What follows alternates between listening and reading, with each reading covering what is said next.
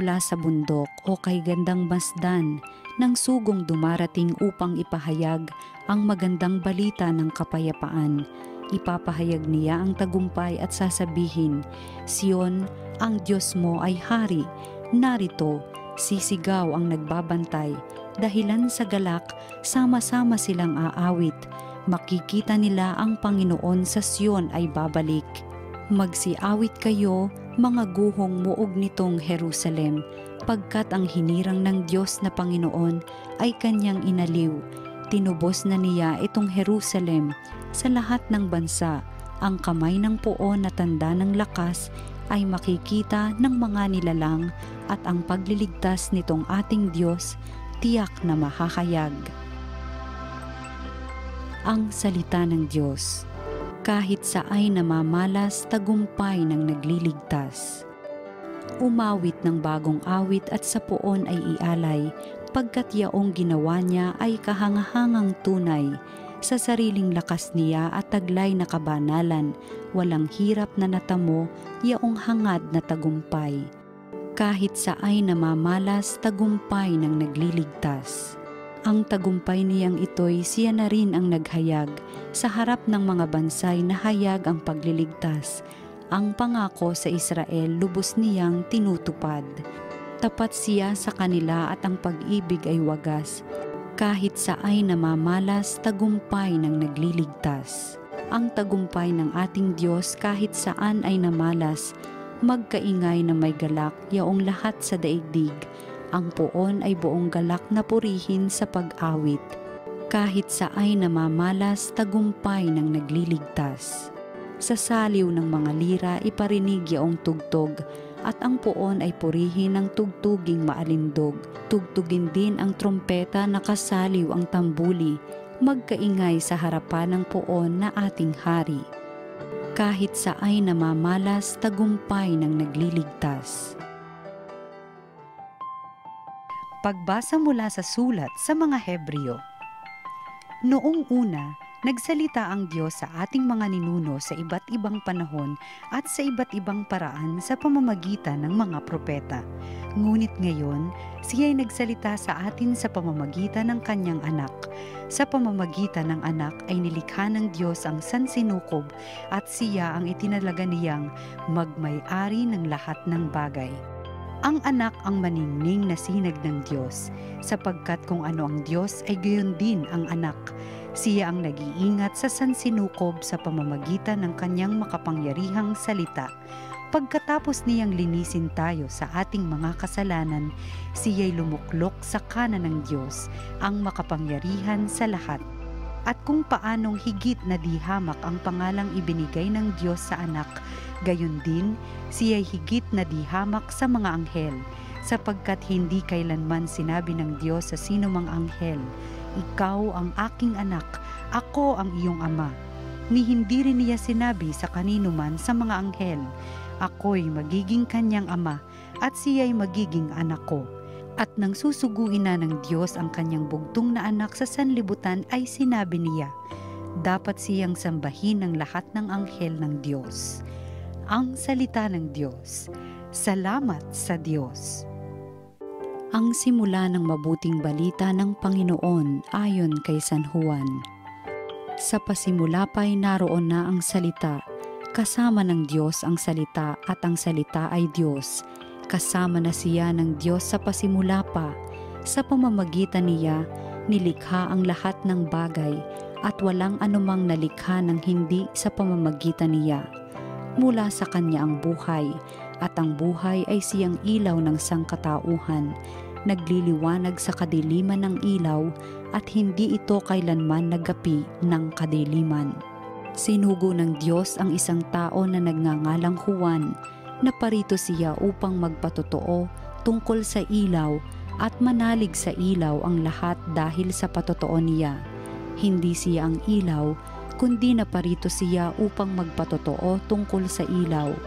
Ang tunay na ilaw na tumatanglaw sa lahat ng tao ay dumarating sa sanlibutan. Nasa sanlibutan ang salita, nilikha ang sanlibutan sa pamamagitan niya, ngunit hindi siya nakilala ng sanlibutan. Naparito siya sa kanyang bayan, ngunit hindi siya tinanggap ng kanyang mga kababayan. Ngunit ang lahat ng tumanggap at nanalig sa kanya ay pinagkalooban niya ng karapatang maging anak ng Diyos. Sila nga'y naging anak ng Diyos, hindi dahil sa isinilang sila ayon sa kalikasan, ni sa pita ng laman o sa kagagawa ng tao. Ang pagiging anak nila ay buhat sa Diyos. Naging tao ang salita at siya'y nanirahan sa piling natin. Nakita natin ang kanyang kapangyarihan at kadakilaan, puspos ng pag-ibig at katapatan. Tinanggap niya mula sa Ama ang kapangyarihan at kadakilaang ito bilang bugtong na anak. Nagpatotoo si Juan tungkol sa kanya at ganito ang kanyang sigaw. Siya ang tinutukoy ko ng aking sabihin, ang darating na kasunod ko'y higit sa akin, sapagkat siya na bago pa ako ipanganak. Dahil sa siya'y puspos ng pag-ibig, tayong lahat ay tumanggap mula sa kanya ng abot-abot na kaloob, sapagkat ibinigay ang kautusan sa pamamagitan ni Moises, ngunit ang pag-ibig at ang katotohanan ay dumating sa pamamagitan ni Hesukristo. Kailan may walang nakakita sa Diyos, subalit ipinakilala siya ng bugtong na anak. Siya'y Diyos na lubos na minamahal ng Ama. Ang mabuting balita ng Panginoon. Pinupuri ka namin, Panginoong Hesukristo.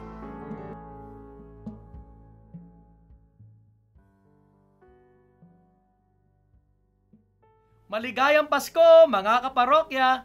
Welcome po sa ating pagninilay sa salita ng Diyos, salita ng buhay. Kasama po ko, Father Kevin Crisostomo ng Diocese of Parañaque. Merry Christmas! Sa wakas, dumating na tayo sa isa sa mga pinakamasayang panahon, pinakamasayang araw sa isang buong taon. Merry po ba Christmas nyo? Sana naman po lahat tayo magkaroon ng masaya, makabuluhan, at higit sa lahat ay makadiyos na Pasko. Alam nyo po, isang kaligayahan sa isang pamilya ang magkaroon po ng baby.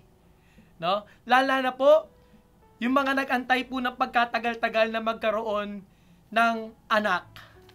Isang biyaya ang magkaroon ng baby. Kapag may gathering, kahit may bisita sa bahay, sino ang center ng atensyon? Ang baby. Lahat gustong humawak, lahat gustong pumangko, lahat gustong makurot yung baby na pagka-cute naman talaga. At mga kapatid, ang mga bata, source of joy, tunay na pinagmumula ng ligaya. At ngayong Kapaskuhan, ang pinagmumula ng ligaya natin ay isang munting sanggol, isang baby, si Jesus. Pero hindi lang po ito basta baby, mga kapatid ha. Ito po ay kaganapan ng lahat ng mga pangako, lahat ng mga propeta, lahat ng mga sinulat sa banal na kasulatan. At di ba dinadasal po natin sa Angelus ang mga katagang, "The Word became flesh and dwelt among us." Ang salita ay nagkatawang tao at nanahan kasama natin. Totoong tao, totoong Diyos si Jesus, dumaan sa pagkatao, maliban sa kasalanan. At ang salita ay naging isang baby.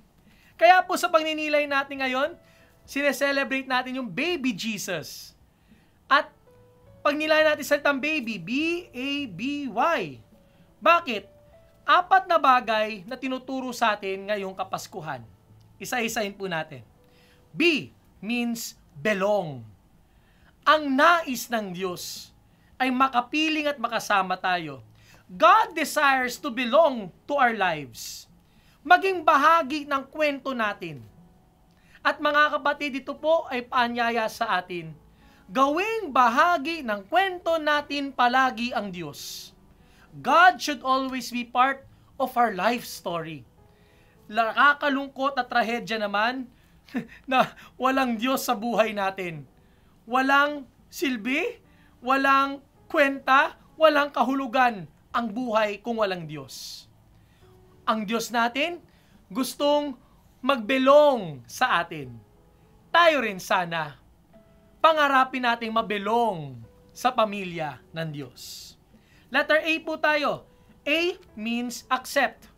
Ang panahon ng Adbyento ay panahon ng paglilinis, paghahanda ng puso para tanggapin natin si Kristo sa ating puso para siya dito ay manahan. At ito po ang magandang challenge ng Pasko. Tanggapin natin si Kristo sa tahanan ng ating puso. Let us make space for Him. Minsan po kasi, ang ating puso punong-puno na ng kung ano-anong bagay na minsan wala ng espasyo para sa Diyos. Sana po, nagamit natin ang panahon ng Adbyento para mag-empty ng space, para po mas madaling ma-accept natin si Kristo at siya ay manahan, siya ay mamalagi, siya ay maghari sa ating buhay. Have an available space for Him so that we could accept Him. Next, letter B, blessed. Isang biyaya ang Pasko. Hindi ba ang pangalang Emmanuel ay ang ibig sabihin, nasa atin ang Diyos? At mga kapatid, ang best na blessing na matatanggap natin ngayong Pasko, ang best na gift na matatanggap natin ngayong Pasko, ay walang iba kundi si Kristo. At mga kapatid, wag lang sana nating tanggapin ang blessing na ito. Maging blessing din tayo sa iba. Kaya tayo pinagpala para tayo maging pagpapala sa iba. Yan ang tunay na marka ng isang blessed na tao. Pinagpala para maging pagpapala. Maging regalo ka rin, huwag ka lang tumanggap ng regalo ngayong Pasko. At panghuli, letter Y, yes. Ang lahat ng ito, nagsimula dahil sa yes. Sa yes ni Maria, sa yes ni Jose, sa yes ng Diyos sa atin. At mga kapatid, ang hamon sa atin, always say our yes to God. We say yes to His will with childlike trust and confidence. Huwag sanang maging labag sa loob ang pagsasabi ng oo, kundi bukal sa loob, bukal sa puso, buong kalooban, ibigay natin ang oo natin sa Panginoon araw-araw. Baby, ang ganda, madaling tandaan. Belong, accept, blessed, yes. Nawa, ang baby Jesus na maipapanganak sa ating puso ay ang baby Jesus na ibabahagi natin araw-araw ng ating buhay. Kaya magdasal tayo ngayong araw ng Pasko. Let me pray for you and pray over you. Panginoon Kristo, salamat po sa biyaya ng iyong pagkakatawang tao. Ikaw ay bumaba mula sa langit upang yakapin ang aming pagkatao maliban sa kasalanan, upang kami ay makabalik sa Diyos, upang kami ay makaranas paano ba maging mga anak ng Diyos. Basbasan niyo po kaming lahat ngayong araw ng Pasko, ang araw ng saya, ang araw ng ligaya, ang araw ng pagtitipon, pero higit sa lahat maging araw po yung pusana ng panalangin at paghahanda ng puso na sana po ang baby Jesus ay mabuhay sa aming puso ngayon at magpasawalang hanggan. Amen.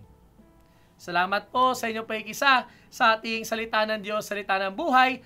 Shoutout po sa lahat ng mga families na nagse-celebrate ng Christmas, no? Special shoutout sa aking pamilya po, Crisostomo family, kay Papa, kay Mama, kay Kwaki, kay Nani, at sa mga family members po namin sa iba't ibang sulok ng mundo. Merry Christmas po sa inyo. At pagbati po mula po sa TV Maria, from our family to yours, maligaya, maligaya, maligayang Pasko. Like us and follow us in our social media platforms, TV Maria Philippines. Watch, like, share, and inspire. God bless! See you soon! Merry Christmas sa inyong lahat!